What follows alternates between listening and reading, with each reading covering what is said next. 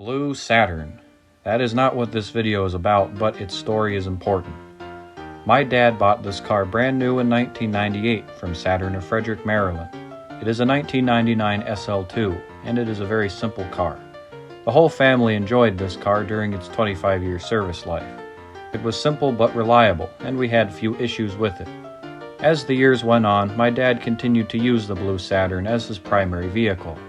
In about 2019, it started having more frequent troubles. For time's sake, I will not go into detail, and I'll have to make a full blue Saturn history video some other time. In August of 2023, it had become a very worn-out vehicle, and it was officially parked.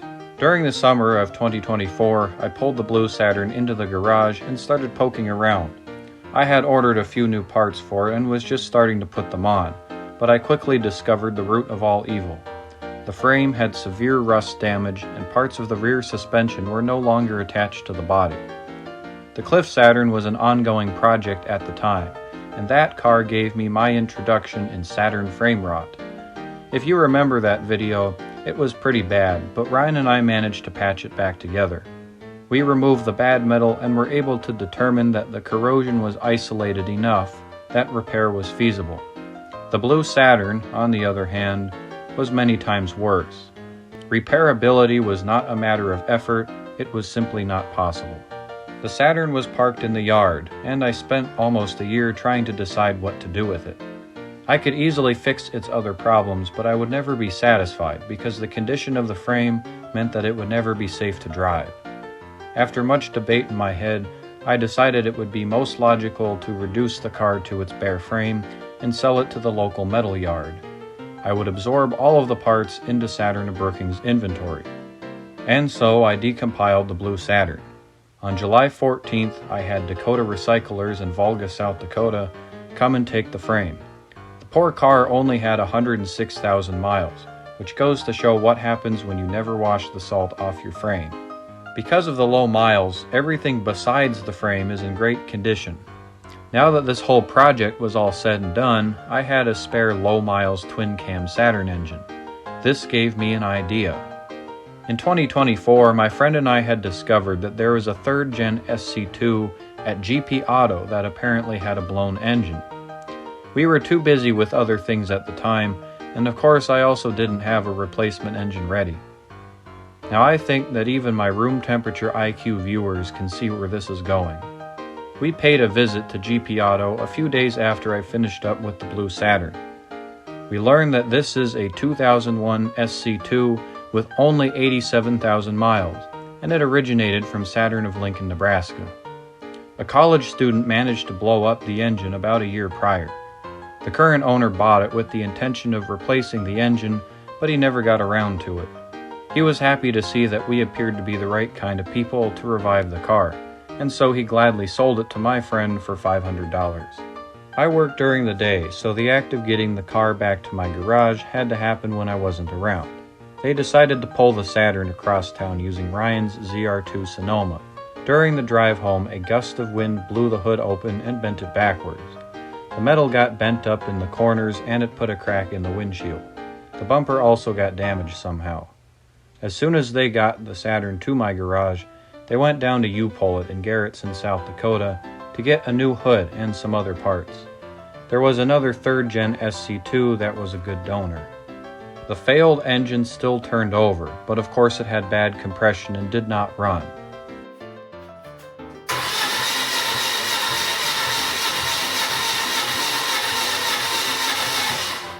I arrived on set that evening. By that time, they had already made good progress on disassembly. The valve train was dirty with varnish and the cams had quite a bit of wear, however nothing was out of the ordinary. So it turns out that when they say the engine blew up, this was meant in the most extreme way possible. Piston number 3 exited the block and it left a huge hole. I don't know how a Saturn engine manages to make enough power to harm itself in this way. What was left of the rod was found sitting in the passenger seat, and of course the spark plug was also regapped. We got the head off in no time. With the exception of cylinder number 3, the others didn't seem that bad. They weren't in the greatest condition, but they probably would have run fine. The combustion sealing on number 3 has a lot of dents from the exploding piston. I think it goes without saying that the oil was contaminated. The block is as good as useless, and it was promptly removed. So this brings us to the Blue Saturn engine. The cross-hatching is in great condition, but the Blue Saturn was known for blowing lots of blue smoke on startup. Before I knew much, my old explanation was that it must just have bad piston rings. But it was strange that it would only produce such large clouds of smoke during the first few minutes of running. I later realized that it was the valve seals that were allowing oil from the head to seep into the chambers. Let's talk compatibility. The Saturn 1.9-liter engine, offered with both single and twin-cam cylinder heads, debuted for the 1991 model year and went mostly unchanged throughout the duration of the S-Series cars. Any year head will bolt onto any year block, but there are some minor changes that might screw you over if you're not careful.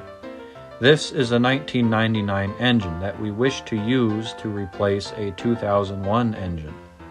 For the 2000 model year, which was the beginning of 3rd gen, the twin cam head got some valve train upgrades that make the valve train components incompatible with older heads. For example, the camshafts rest in a slightly different position and have different length cap bolts. They also changed the tooth size on the timing chain and sprockets. This is not a problem so long as we make sure to use a chain and set of sprockets that go together. Now, the other thing that changed for 3rd gen is the intake manifold bolt pattern, because this is when the twin cam motor received a new plastic intake design. This is a problem. It means that we can't use the existing intake manifold on our 99 engine. We can't use the 99 aluminum intake either, because it is completely different and will mess a bunch of stuff up. So we sent the 2001 head to the machine shop. The many dents and dings from the exploding piston needed to be smoothed out, and there were also a few valves that had to be replaced. Other than that, the head was in perfectly fine condition. So we have a 99 block with an 01 head. And we determined that the Blue Saturn's cams were in better condition, so the 01 head has 99 cams. Since the 99 cams and 99 crankshaft have the same pre-3rd gen tooth size, we used the brand new timing chain that I originally ordered for the Blue Saturn. The only other generational difference we ran into is that the 99 knock sensor is of a very different style to the 01. Despite this, we managed to mount the 01 sensor to the side of the block, and the computer has not complained about it. Once we got past all of those weird incompatibilities, reassembly went smoothly.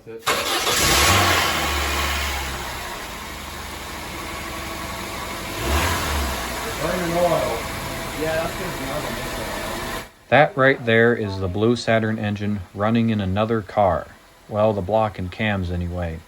After we let it warm up and gave it some revs, the 3rd cylinder started misfiring intermittently. It took us a while to figure this one out. We tried cleaning injectors, changing spark plug wires, a bunch of stuff. At some point we got it to behave long enough to conduct a short driving test. You know the best... Oops. Now you're good, keep going. We drove around the neighborhood roads for about 10 minutes and everything went well. Until it didn't. We pulled over to the smell of burning oil. Apparently something went wrong with the installation of the valve cover, so motor oil was spewing everywhere. I don't remember exactly what the problem was, but it was something stupid, I'm sure. We later found out that the misfire was due to the fact that one of the hydraulic lash tensioners on cylinder 3 was sticking. We dumped Marvel Mystery oil into the crankcase and that made it go away. I think the sticky one just had some crud built up on it. And that basically concludes the restoration of the 2001 Saturn SC2. My friend has been using this as his primary vehicle since the engine swap was completed in late July of 2025. The radiator later ended up developing a crack, so as you can imagine it got the Blue Saturn's radiator. That of course also developed a crack and he replaced it with some Chinese one he found online. He later repainted the hood and replaced the foggy headlamp assemblies.